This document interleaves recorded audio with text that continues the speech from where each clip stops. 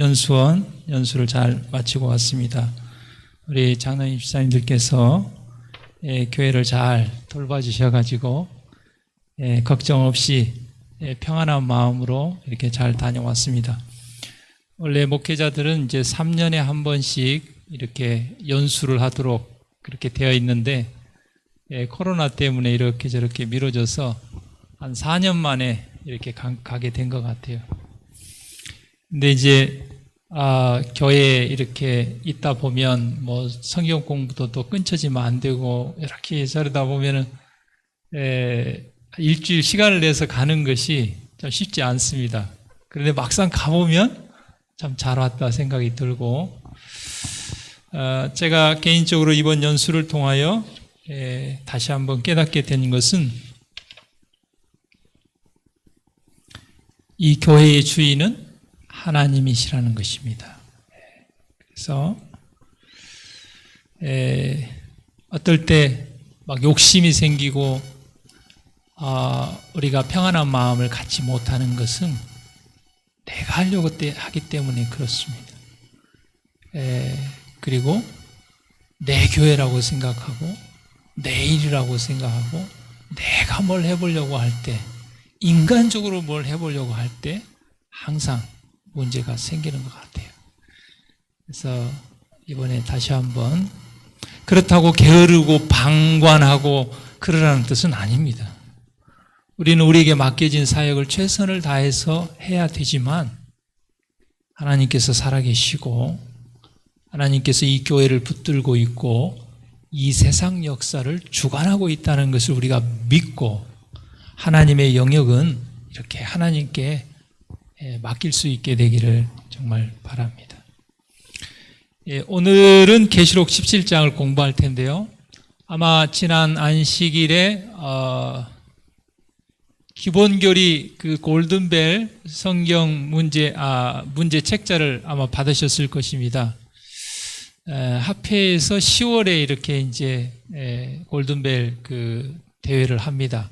아마 그 전에 이제 지구에서 하고 우리도 날을 잡아서 아마 교회에서 한번 좀 하면 좋겠다 싶은데 이번 기회에 교리라는 것은 우리가 믿는 바를 축약해서 요약해서 딱 해놓은 게 교리입니다. 그래서 이 17개 교리에서 선교와 봉사가 추가돼서 지금 현재 28개 교리입니다. 그래서 기본교리 책이 두껍고 그걸 다 볼 수는 없지만 그 문제집 이렇게 보면서 혹시 좀 의문나는 거 있으면 책도 찾아보고 하면서 이번 기회에 한번 교리를 한번 좀 정리한다. 전체적으로 이렇게 그렇게 기회로 삼으셨으면 좋겠습니다. 막 1등 하려고 하지 마시고 한번 이렇게 한번 정리해 본다 이렇게 하시고 제가 계시록 22장까지 마치면 그것을 저에게 주어진 저녁 예배 시간에 한 과씩 하여튼 좀 다뤄보려고 합니다. 계시록 17장은 음녀의 심판입니다.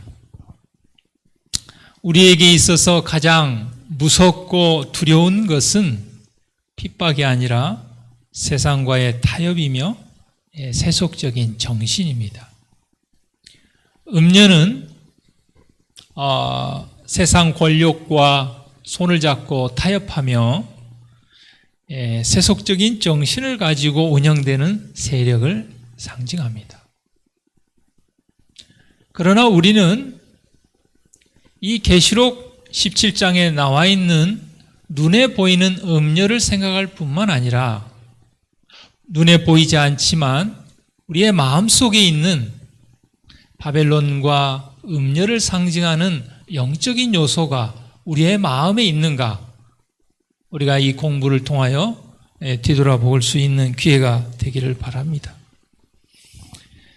우리는 세상과의 타협을 위하여 진리를 왜곡하거나 변경하고 있지는 않은지, 우리가 그리스도의 정신보다 세속적인 정신으로 충만해 있지는 않은지 이렇게 한번 살펴보면 좋겠습니다. 이 세상과 타협하고 세속적인 정신을 가진 그 세력, 그 음녀가 심판을 받는다는 것이 계시록 17장의 내용입니다. 1절과 2절에 또 7 대접을 가진 7 천사 중 하나가 와서 내게 말하여 가로되 이리 오라. 많은 물 위에 앉은 큰 음녀에 받을 심판을 내게 보이리라. 땅의 임금들도 그로 더불어 음행하였고 땅에 거하는 자들도 그 음행의 포도주에 취하였다 그랬습니다. 성경에서 간음이다, 음행이다 하는 것은 하나님의 진리가 곡해되고 변경되는 것을 말합니다. 또 그러한 세력을 이 음료로 여기 표상하고 상징하고 있습니다. 17장 1절에 보면 많은 물 위에 앉아 있다고 그랬습니다. 물은 열국과 무리와 백성들을 얘기합니다. 다시 말하면 이 정치적인 권력과 결탁하고 손을 잡은 이 강력한 이 종교적인 세력 음녀를 많은 사람들이 추종하고 따른다는 것이죠. 왜 추종하고 따를까요? 아마 그들의 세상적인 필요를 채워주기 때문에 그런지도 모르겠습니다. 우리가 교회에 오는 것은 예수 그리스도를 만나기 위해서 예수님의 정신으로 개발하기 위해서 교회를 오는 것입니다. 그런데 어떤 사람들은 예수님을 만나기 위해서 교회를 오는 것이 아니라 저 사람 많은 저 교회에 가면 장사도 잘 되고 사업이 잘 된대. 그래서 가는 사람들도 있습니다. 목적과 동기 자체가 다른 것이죠. 그래서 이 음료로 상징되는 이 강력한 종교적인 세력은 혼합된 교리와 거짓 교리를 통하여 사람들을 이렇게 미혹합니다. 예를 들면 어떤 사람들이 이렇게 예수 그리스도의 복음을 전해서 예수님을 믿고 교회에 나오세요 그랬는데 그 사람이 아유 뭐 교회 가면 뭐 제사도 못 드리고 뭐 절도 못 하고 그러니까 나 교회 그것 때문에 나 안 갈랍니다. 그러면 뭐예요? 아유 그냥 제사 드려도 돼, 절해도 돼. 그러면서 진리를 바꿔버린다면 많은 사람들이 어때요? 성경 말씀과 배치되는 것을 변경시켜서 문제없다고 얘기하는데 그 사람들이 거기를 가겠죠. 계시록 17장 3절에 고 성령으로 나를 데리고 광야로 가니라. 내가 보니 여자가 붉은빛 짐승을 탔는데, 자, 음녀가 있고 그 다음에 이제 또 짐승이 있습니다. 그 짐승의 몸에 참남된 이름들이 가득하고 7 머리와 10 뿔이 있다 그랬습니다. 자, 음녀는 배도한 교회입니다. 짐승은 국가 권력을 얘기합니다. 계시록 17장에서는 음료와 이 짐승을 분리해서 이렇게 보여주고 있습니다.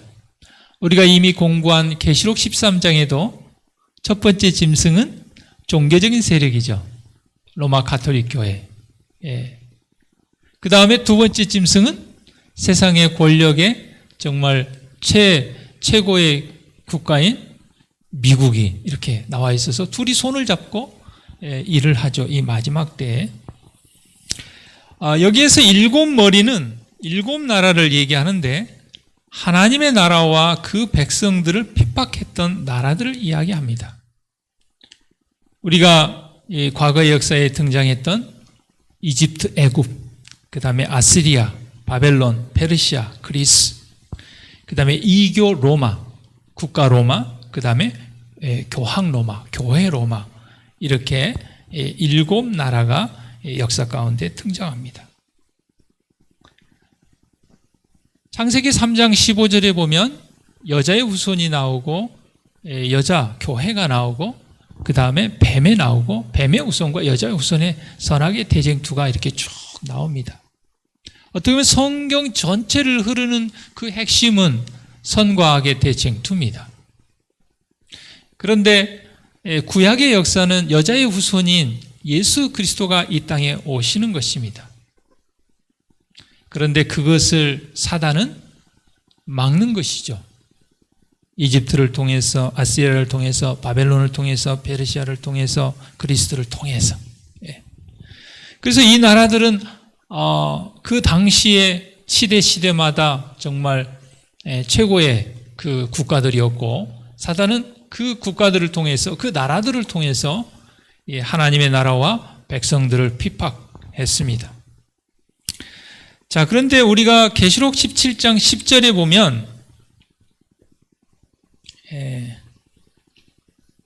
우리가 여기 7 나라가 이렇게 나오는데, 요한 당시에 계시록 17장 10절에서는 5 나라가 망했다, 그런 표현을 썼습니다. 계시록 17장 10절에 또 7 왕이라, 5은 망하고, 그러니까 요한 당시에는 어떻습니까? 이집트, 아시리아, 바벨론, 페르시아, 그리스는 망했죠. 그리고 하나는 있고, 지금은 이제 이교 로마 시대죠. AD 한 100년 안에가 이제 이 신약 시대니까요. 지금 계시록 기록했던 그 요한의 시대니까요. 그리고 다른 이는 아직 이르지 아니하였으니, 아직 교황 로마는 나타나지 않은 것이죠. 그 여자는 자줏빛과 붉은빛 옷을 입고 금과 보석과 진주로 꾸미고 손에 금잔을 가졌는데 가증한 물건과 그의 음행에 더러운 것들이 가득하더라, 그랬습니다.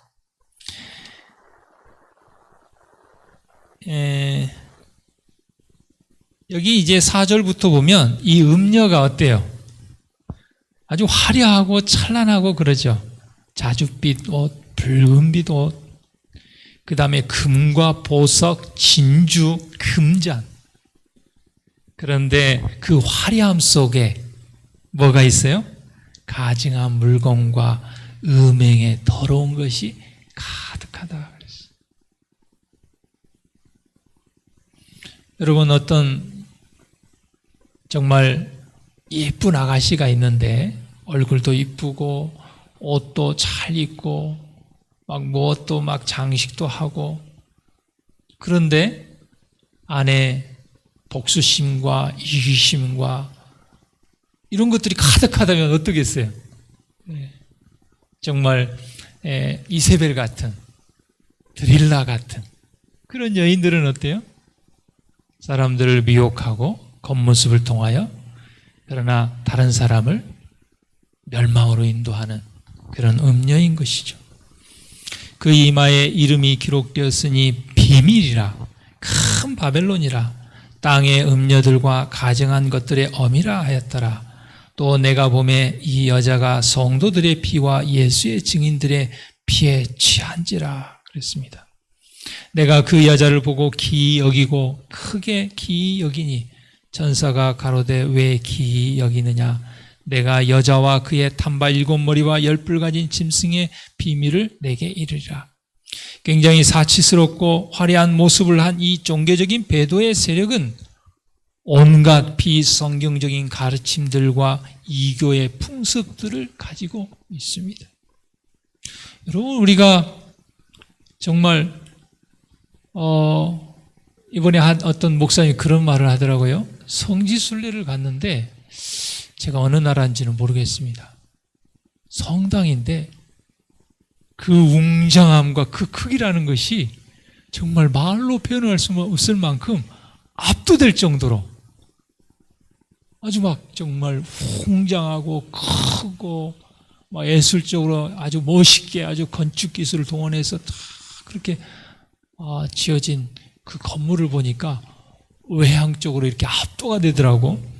그런 표현을 했는데, 그러한 그 화려하고 사치스러운 그런 것들을 통하여 많은 사람들을 미혹하지만, 그 외모에 비해서 그 중심에는 온갖 비성서적인 성경과 잘못된 가르침들로 가득 차고. 우리 장로님 집사님들 혹시 집에 금잔이 있습니까? 금잔. 여러분 누가 금잔 있으면 한번 가서 보고 싶지 않아요? 금으로 된 금잔. 그런데 여러분 그 금잔에 누가 똥을 쌓아놨다고 그러면 어떻겠습니까? 그 금잔의 가치가 아주 그냥 그렇잖아요. 그 잔도 중요하지만 거기에 뭐가 담기는가는 얼마나 또 중요합니까? 그렇잖아요.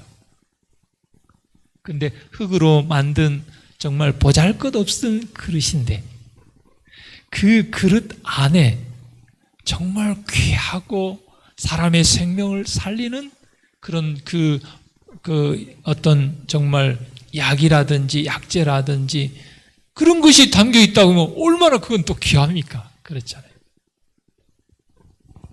그래서 성도 여러분, 우리 교회가 참 작고 보잘것없고 정말 우리의 성도들이 세상에 나갔을 때 뭐 내놓을 만한 어떤 막 쥐가 높거나 부를 많이 소유하거나 그렇지 않다고 해서 그것들로 인해서 너무 낙심하고 낭망하지 말기를 바랍니다. 정말 여러분들이 이 28 기본 교리를 이렇게 공부해 보면은 정말 우리 교회가 정말 이런 것들을 다 믿고 있구나. 이런 교리들을 가지고 있구나. 그 28개 교리는요, 보석 중에 보석들입니다. 우리가 그 가치를 잘 몰라서 그래요. 정말 비성경적인 가르침과 이교의 풍습들에 둘려 있었던 그 사람들이 진리로 거듭나고 우리 교회에 와서 그 교리들을 살펴보면요, 깜짝 놀랍니다. 정말 어떻게 이런 귀한 성경의 이 보석과 같은 진리들을 믿고 있냐고. 그러면서 뭐라고 하는지 아세요? 왜 당신들만 이거 믿고 있고 왜 전하지도 않고 우리한테 소개도 하지 않고 가만히 있었냐고 그렇게 얘기해요. 그런데 이상한 건 그렇게 말한 사람이 또 교회에 와서 한 5년 10년 지나면 똑같아져요. 참 이게 참 부끄러운 이야기입니다. 세상 권력을 타고 있는 이 배도한 종교 세력은 모든 것이 비밀스러운 베일에 쌓여 있습니다. 그들이 믿는 것은 은밀하고 혼잡스럽습니다. 사랑하는 성도 여러분, 이 배도한 종교 세력만 그렇습니까? 우리의 마음도 그렇습니까? 우리는 우리의 마음 가운데 정말 비밀스러운 베일에 우리의 마음이 쌓여 있고 은밀하고 혼잡스럽다고 하면 우리는 회개해야 됩니다. 왜요? 음녀가 심판받듯이 음녀의 속성과 정신을 가진 우리도 틀림없이 심판을 받을 것입니다. 은밀하고 혼잡스럽고 비밀스럽게 일하는 것은 사단이 하는 것입니다. 제가 정말 수없이 설교하고 또 말씀을 드리는데도 불구하고 그런 얘기가 들려올 때 참 저는 마음이 아픕니다. 비록 우리 교회가 작고 교인 수가 적지만 우리가 진실하고 하나님 마음에 합당할 때 하나님께서는 이 교회에 축복하실 것입니다. 그런데 우리가 사단이 사용하는 그런 정신과 방법들, 음녀가 사용하는 그 정신과 방법들을 가지고 사람들의 마음을 조정하고 막 은밀하게 막 이렇게 사람들을 막 움직이고 동원하고 막 이렇게 하는 것은요, 하나님 앞에 심판받는 일입니다. 우리가 절대 그렇게 교회를 그렇게 운영하지 않았으면 좋겠어요. 네. 늘 하나님 앞에 정직하고 서로 이해하고 용서하고 내 뜻대로 좀 안 되더라도 좀 기다릴 줄 알고 하나님께 더 기도해 주고 그런 저와 여러분이 되기를 간절히 바랍니다. 어떤 성도님들은 뭡니까? 합회 행정위원회나 어디 총회나 이런 데 가가지고 혹 지도자들의 그런 혹 안 좋은 모습들을 보면은 아이고 지도자들도 그런데 막 우리도 그렇게 하면 안 됩니다. 그런 지도자가 있다면 하나님께서 심판하실 것입니다. 지도자가 그렇기 때문에 나도 그렇게 해야 된다. 그렇지 않습니다. 하나님이 볼 때는 지도자나 우리나 똑같이 우리를 보는 것입니다. 과부의 드랩돈도 똑같이 하나님께서 보시는데 그렇잖아요. 나는 뭐 영향력도 없고 교회에 그냥 작은 집사니까 나는 이 정도는 해도 돼. 그렇지 않습니다. 똑같은 것입니다. 내가 본 짐승은 8절에 전에 있었다가 시방은 없으나 장차 무적행으로부터 올라와 멸망으로 들어갈 자니 땅에 거하는 자들로서 창세 이후로 생명책에 농명되지 못한 자들이 이전에 있었다가 시방은 없으나 장차 나올 짐승을 보고 기이 여기리라. 지혜 있는 뜻이 여기 있으니 그 7머리는 여자가 앉은 7산이요 7왕이라. 5은 망하였고 하나는 있고 다른 이는 아직 이르지 아니하였. 아까 말씀드렸죠. 5나라 애굽, 아시리아, 바벨론, 페르시아, 그리스는 망했고 그 다음에 이교 로마는 있고 다른 이는 교황 로마는 요한의 시대에 아직 이르지 아니하였으나 이르면 반드시 잠깐 동안 계속하리라. 전에 있었다가 시방 없어진 짐승은 8째 왕이니 7 중에 속한 자라. 저가 멸망으로 들어가리라 그랬습니다. 자, 이전에 있었다는 것은 그 로마 교황권이 1260년 동안에 종교 암흑 시대를 지배했던 것을 얘기합니다. 그리고 지금은 없다는 것은 1789년 프랑스 혁명이 일어나고 1798년에 프랑스 군대에 의해서 교황이 체포되어 1년 만에 감옥에서 죽습니다. 그래서 계시록 13장에 얘기했던 죽게 되었던 머리 하나가 죽게 되었다는 그 말씀하고 같습니다. 시방 없다는 말씀과 같습니다. 그런데 장차 어때요? 다시 부활해서 나타난다 그랬습니다. 1929년 라테란 조약을 통하여 이탈리아가 바티칸을 하나의 나라로 인정을 해줘서 다시 화려하게 부활을 했죠. 로마의 이교 사상을 이어받은 이 로마 교황권은 상처를 받아서 이 프랑스 군대에 의해서 잠시 없어진 것처럼 될 것이나 다시 8번째 왕으로 화려하게 부활하여 이 마지막 때에 하나님 백성과 대적할 세력입니다. 그러나 결과는 어떻게 된다고 그랬어요?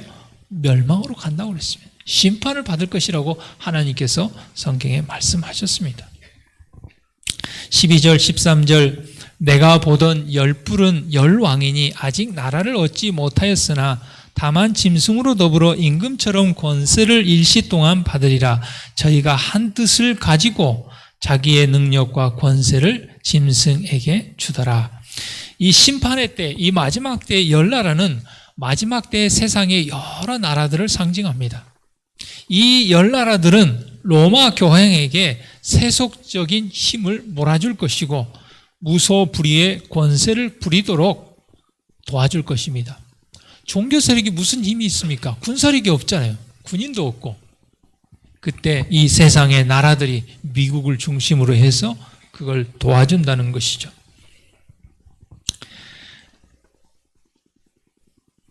저희가 어린 양으로 더불어 싸우려니와 14절 어린 양은 만주의 주시요 만왕의 왕이심으로 저희를 이기실 터이요 또 그와 함께 있는 자들 곧 부르심을 입고 빼내심을 얻고 진실한 자들은 이기리로다.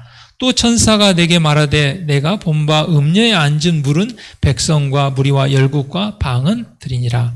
내가 본 바 이 10뿔과 짐승이 음녀를 미워하여 망하게 하고. 참 이상하죠? 아까 그 10나라와 짐승이 음녀를 돕고 힘을 실어주고 같이 손을 잡고 그렇게 도와줬는데 미워하고 망하게 하고 벌거벗게 하고 그 살을 먹고 불로 아주 살이라 그랬습니다. 하나님이 자기 뜻대로 할 마음을 저에게 주사 한 뜻을 이루게 하시고 저희 나라를 그 짐승에게 주게 하시되 하나님 말씀이 응하기까지 하심이니라. 또 내가 본 바 여자는 땅의 임금들을 다스리는 큰 성이라 하더라 그랬습니다. 여기 보면 하나님의 말씀이 응하기까지 그랬잖아요. 모든 것은 때가 있고 하나님의 시간표가 있고 하나님의 계획이 있습니다. 제가 그 요사베의 얘기를 이렇게 묵상하면서 요셉을 그 애굽의 총리로 추천한 사람이 누굽니까? 누가 요셉을 그 왕에게 총리로 추천을 했죠? 감옥에서 만난 술 맡은 관원장이 추천을 했죠. 그런데 요셉은 술 맡은 관원장을 어떻게 만났습니까? 시대장에 거기서 총무로 일하다가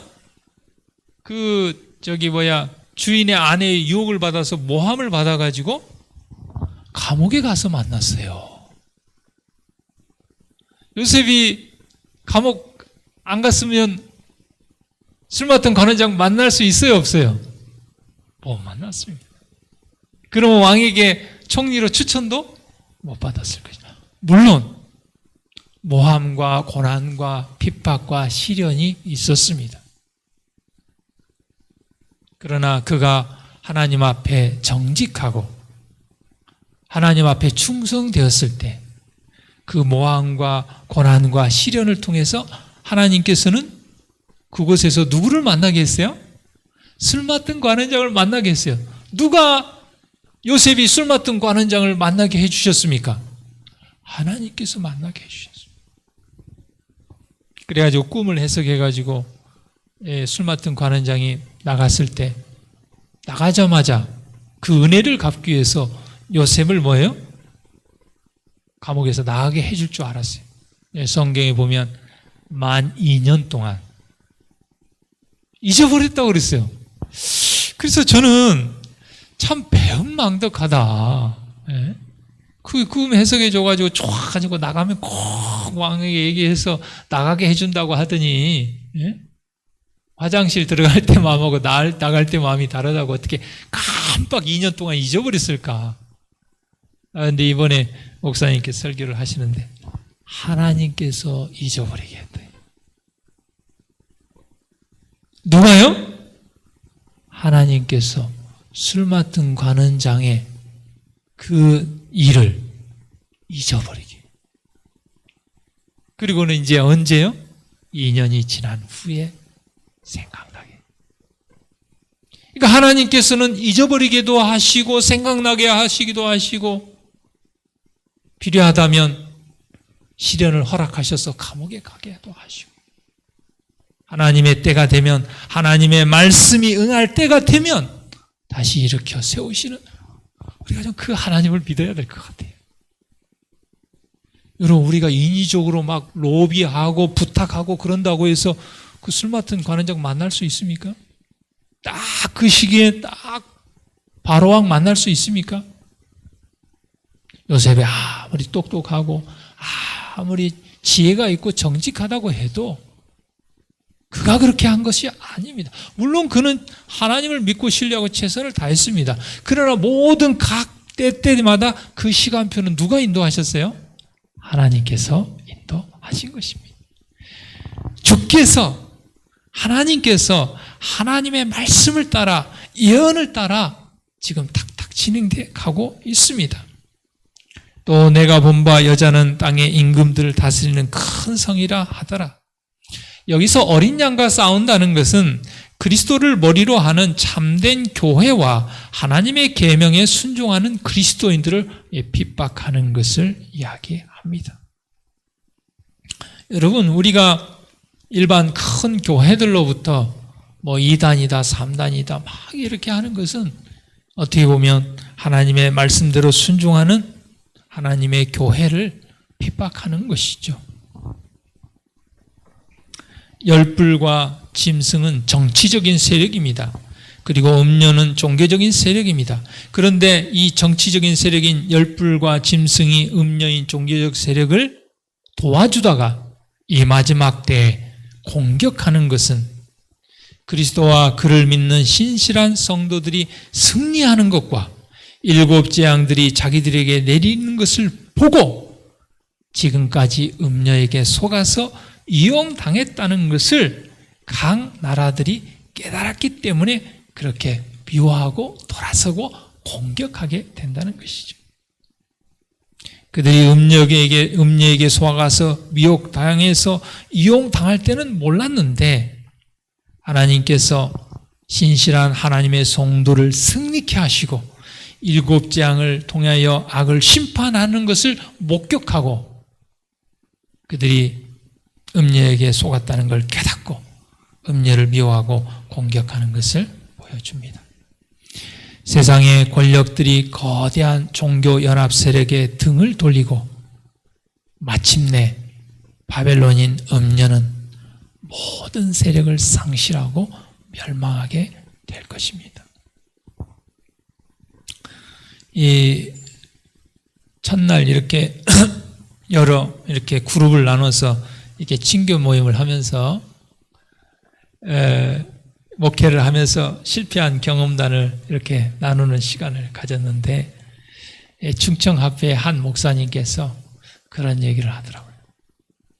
정말 우리 교회는 일주일에 3번 모이는 것도 참 쉽지 않고 화요일 저녁에는 그냥 몇 명도 모이지도 않고 그런데 그 옆에 장로교회가 막 수십억을 들여서 교회를 막 크게 졌는데 막 매일같이 막 수백 명이 모이는 것을 보니까 정말 우리 교회는 이렇게 뭐 하고 있는가 아주 막 답답함이 밀려오고 굉장히 힘들고 괴로웠다고 그런 말씀을 하시더라고요. 그때 옆에 있던 장로님, 목사님 거기 보지 마세요. 괜히 속만 상하니까. 사무엘상 14장 6절에 여호와의 구원은 사람의 많고 적음에 달려있지 않았다고 했습니다. 많기 때문에 비진리고 적기 때문에 진리인 건 아닙니다. 그러니까 수가 많다 적다를 가지고 구원과 진리를 얘기할 수 없습니다. 비록 한 사람이 두 사람이 모여도 하나님 앞에 정직하고 하나님의 말씀을 따라가고 하나님의 말씀에 순종하고 예수의 그 정신을 나타내면 그 한 사람이 있는 곳에 하나님께서 100명의 영혼이 있겠다고 말씀하셨습니다. 여러분 우리가 수가 적기 때문에 교회가 좀 다른 교회보다 작기 때문에 우리가 낙망하고 실망하는 것이 절대 아닙니다. 가난해도 집이 작아도 차가 없어도 정말 행복한 가정들이 많이 있습니다. 서로를 위해주고 자녀들은 부모를 잘 따르고 존경하고 부모는 자녀들을 사랑하고 부부간에 서로 존중하고 그런 행복한 가정들이 있어요. 교회도 마찬가지입니다. 우리가 외적으로 부족하기 때문에 우리의 마음이 이렇게 좀 허하고 그런 것이 아닙니다. 수가 적어도 정말 성령으로 충만하고 하나님 안에서 우리가 똘똘 연합하여 뭉치고 혹 세상에서 접하다가 힘들고 괴로워도 주님 앞에 나오면 교회에 나오면 정말 안아주고 위로해주고 이러면 정말 행복하고 부럽지가 않아요. 그런데 수도 적고 교회도 작은 데다 여전히 똑같이 교회 안에 세상과 똑같이 일반 비진리 교회에 있는 것처럼 똑같이 비도덕적이고 시기하고 질투하고 용서하지 않고 그러면 마찬가지인 것입니다. 사랑하는 성도 여러분, 오늘 우리는 계시록 17장 연구를 통하여 세상과 세상의 권력과 타협하고 하나님의 진리를 왜곡하는 그 음녀가 종교적인 세력이 멸망할 것을 성경에 예언해 놨습니다. 이것은 하나님의 시간표에 따라 성경 말씀이 응하기까지 그렇게 하실 것입니다. 중요한 것은 정말 우리는 어떠한가? 예수님이 늘 물어보시잖아요. 사람들이 나를 뭐라고 얘기하느냐? 너는 어떻게 생각하느냐? 나에 대해서. 오늘 우리는 이 저녁에 정말 나는 어떤가? 바벨론인 음녀는 그렇다 해도 내 안에는 세상과 타협하고 사단의 정신이 혹 없는가? 세속적인 정신이 없는가? 만약에 우리도 그 정신을 가지고 있다면 음녀가 멸망하듯이 우리도 멸망의 심판을 받게 될 것입니다. 사랑하는 성도 여러분, 하나님께서 오늘 계시록 17장을 우리에게 주신 것은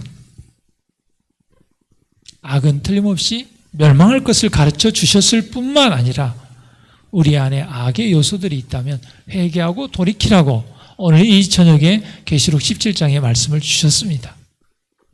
우리가 하나님 앞에 진실되게 나아가는 저와 여러분이 되기를 간절히 바랍니다. 기도하겠습니다. 하늘에